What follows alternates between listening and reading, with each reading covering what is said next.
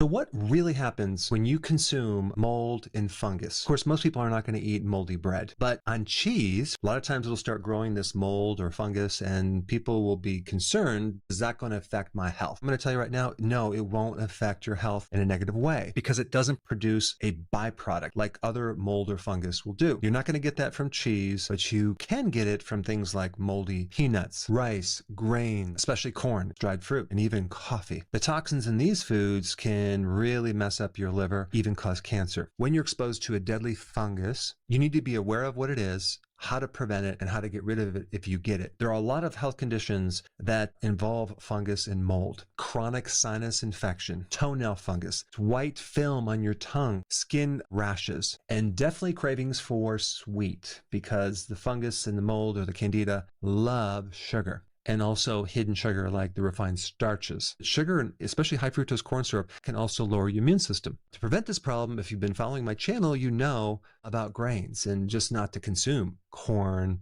grains, rice, starches, things like that. Now let's get into the real reason why you might have mold or fungus growing on your body or inside your body. It's not that you ate something. It's going to be mainly because of something that happened to your microbiome. In the microbiome, you have mostly bacteria, and the fungus, mold, or yeast doesn't normally bother you at all. It's kept in check by the bacteria, by just not allowing them to spread. That bacteria is like the police officers. And because they're just small amounts, they're not very, very unfriendly.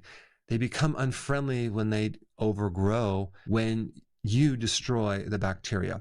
How? Antibiotics. Antibiotics kill bacteria, but they don't kill fungus. The second one, steroids. That also just shuts down your immune system and allows this bacteria and fungus to take over and grow. If you even think about what is the remedy for yeast or fungus, it's steroids. And the other problem is it destroys the entire immune system, not to mention your microbiome. Be very careful about this prednisone because it's a slippery slope. Sometimes you really, really need it, but try to use as little as possible.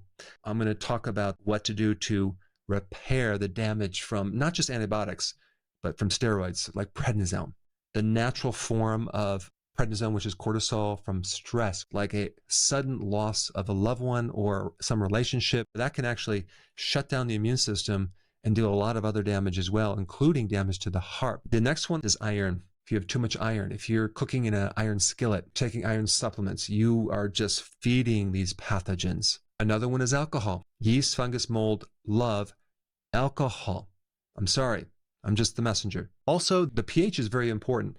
And this is why fungus, mold, yeast do not like acid, because as soon as you change the pH, you can actually suppress those organisms. Another thing like kombucha tea, it might be good because it's lactic acid. It's very acidic to prevent the growth of these yeast, fungus, and mold microorganisms. When the body becomes too alkaline, the fungus and the candida start to dig their roots deeper. They can grow more. And it's very, very sneaky because it has the ability to downgrade or block your vitamin D receptors. Without sufficient vitamin D, actually caused by this toxin blocking that effect, your immune system cannot work. So it's a survival mechanism because somehow it has the intelligence to know that if we can shut down your vitamin D, then you can't fight us. To solve this problem of all those conditions I mentioned, take more vitamin D to penetrate or overcome this resistance. Anytime you're taking vitamin D, make sure you take magnesium and K2 with it, and also zinc, which is the next topic I want to talk about. Because if you're deficient in zinc,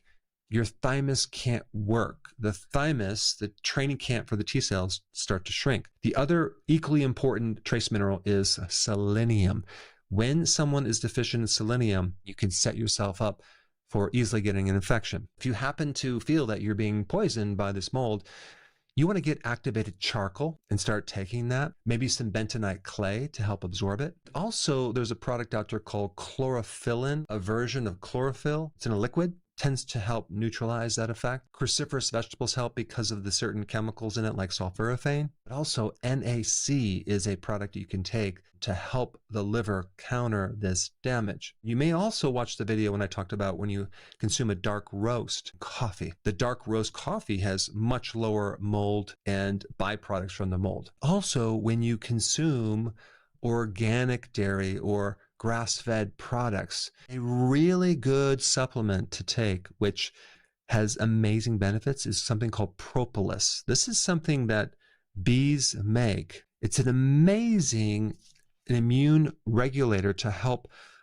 strengthen your immune system, but it's also a very powerful antifungal, antimicrobial. And it wouldn't hurt to take MCT oil from coconuts because of the lauric acid that can also help. Just to put the icing on the cake, you want to, I shouldn't talk about icing on the cake, but you want to add probiotics, probiotic foods, sauerkraut, kimchi to replenish your gut microbes. If mold hijacks your health, silently. Wait until you find out what wheat does every single time you eat it. These are things that are never talked about, never emphasized. Many people have never heard about them before, but they're very important to know about. This is actually going to blow your mind. Watch this video right now.